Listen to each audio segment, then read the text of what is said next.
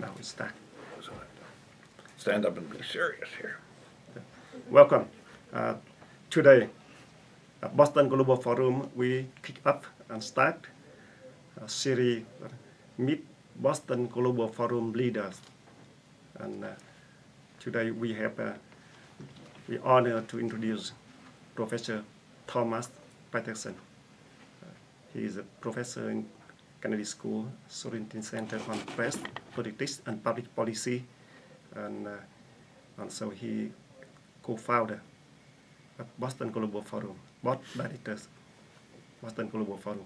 Yeah, very, very honored present to you, Professor Tom Patterson.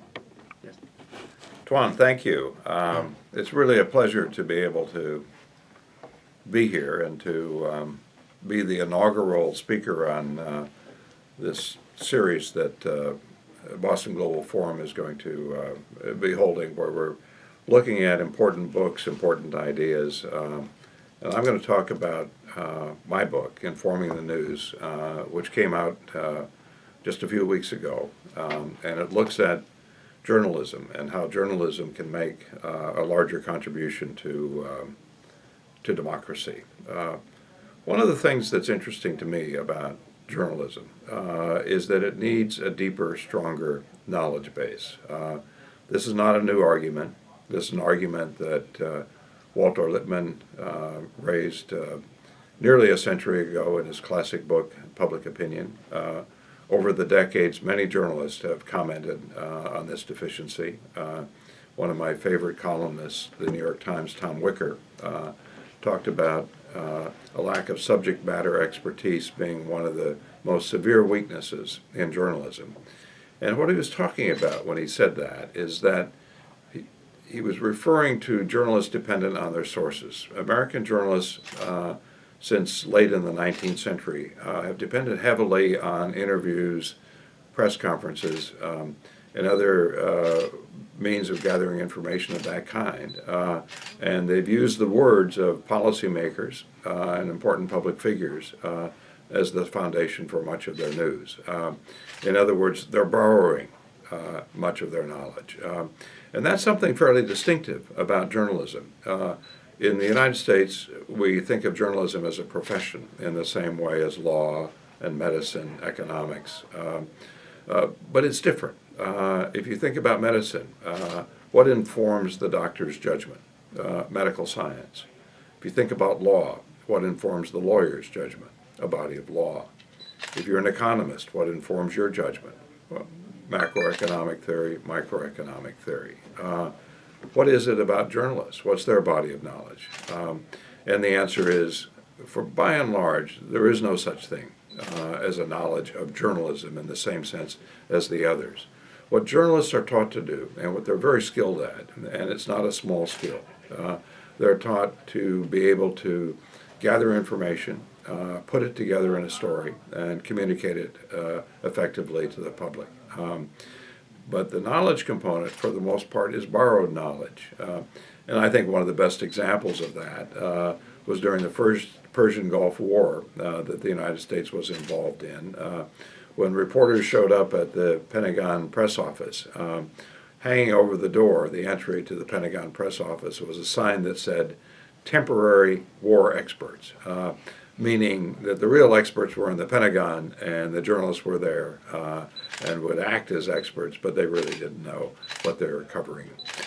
So that's the long-standing tradition in American journalism, heavily dependent on sources and what sources know. But I think there's a knowledge deficiency that underlies that dependence, and I think there's a new urgency to the problem. One part, and one reason it's more urgent, is that we have more spin in politics than we've ever had. We have more public relations behind public communication today than ever.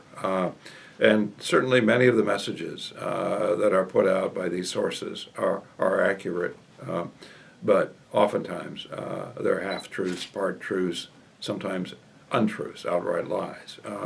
And the journalist has to be able to deal with that information from a position of strength. And what gives you strength when you're trying to look at information and trying to judge its accuracy, its relevance, is that you know something about the subject. so that you can test it against what you know. The second reason why I think that journalists have to know more to meet the needs of democracy today is that public policy is enormously more complicated today than it even was a few decades ago. The most recent example, of course, is the rollout of the health care plan, and basically how that didn't work. And this is a piece of legislation and a program that has so many angles to it that it's really difficult to report effectively on it if you don't have some understanding of it. And there are many areas in which there's a true knowledge deficiency in journalism. If you look at economic coverage, for example, what gets reported in the news? We get a lot of news about Wall Street. We get a lot of news about the stock market. We get a lot of news about new IPOs. So Twitter does an IPO, and it's all over the front pages.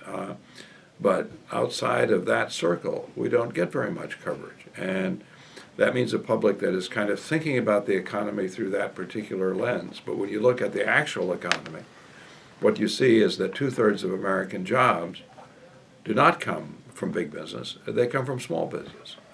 And yet you'd be hard-pressed to find more than a handful of journalists who really understand small business enough to report on it accurately, and even more than that, to think about the kind of subjects, the parts of small business that need to be illuminated so that the American public understands that sector and understands its role in the health of that part of our economy. Now, in addition to that, I think there's a third reason we need better journalism, and it's because of what else is happening in our media system. If you look back about 30 or 40 years ago, we had a fairly simple media system, what some scholars call a low-choice system. For most Americans, it was a choice between ABC, NBC, CBS News. It was a choice between the local paper and no paper. In most communities, there was only a local paper. But if you look at the situation today, there are literally dozens and dozens of information sources available to us. Broadcast television, broadcast radio, cable television, talk shows on radio and on television, the internet, just hundreds upon hundreds of sources of information available to us. The difficulty is that many of these sources aren't trying to inform us. They're trying to attract us, certainly. They're trying to make us part of their audience. But oftentimes they do that through outrage and through half-truths and the like. And I think when you look at talk shows, you do see, that that's a real problem. And what we need in the system is a source of information that we can rely on, that will give us relevant information, trustworthy information on the news of the day. And if you look around, there's only one institution in the media system that's positioned to do that, that has the resources, the norms, the tradition, and that's the news media and the journalists who work within the news media. The difficulty is that increasingly we're not getting from the news media what we expect from them. We're getting a lot of infotainment. Celebrity is a much larger part of our news than it was in the past.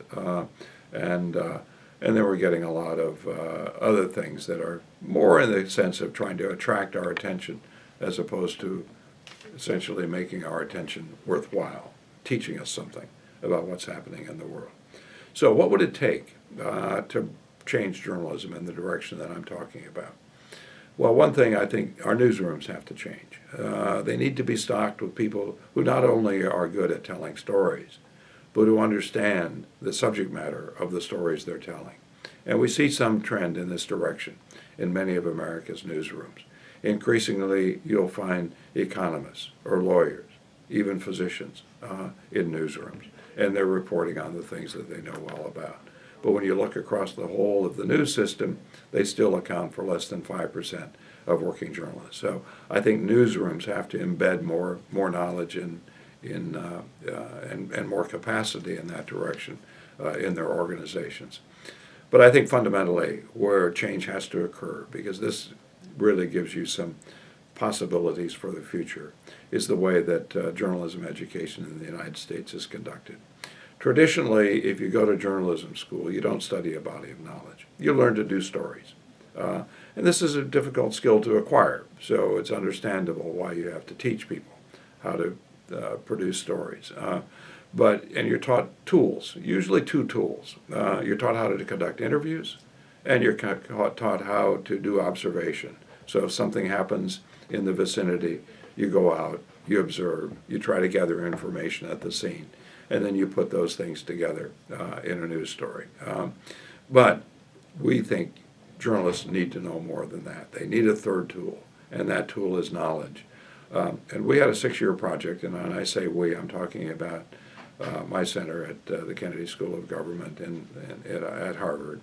We did a project with the Carnegie and Knight Foundations where we worked with 11 of America's top journalism schools to try to figure out how it is in their training we can get students to apply knowledge to their reporting in situations just as they now, so almost by second nature, apply the interview technique, the observation technique. And what we discovered in the course of those 6 years, many different pilots, many different ways of approaching that, is that you can instruct journalism students in this way. But even more, the product, what they produce, is much richer, much deeper. It's also much wider in the sense that when journalists and journalism students have an understanding of a subject area, they see it in a larger way than if it's something that they know very little about. They'll see parts of it that they want to expose, bring to the public's attention. Well, if you're not even familiar, not even aware that there is such a part, it's going to stay in the shadows.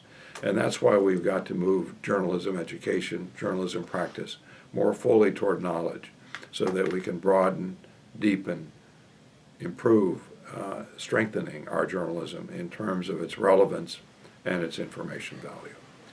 Thank you. Thank you so much, Professor Tom Patterson, the first professor join and give talk on a series Boston Global Forum, meet Boston Global Forum leaders. That should this time also very exciting time that celebrate for Boston Global Forum birthday December 12th.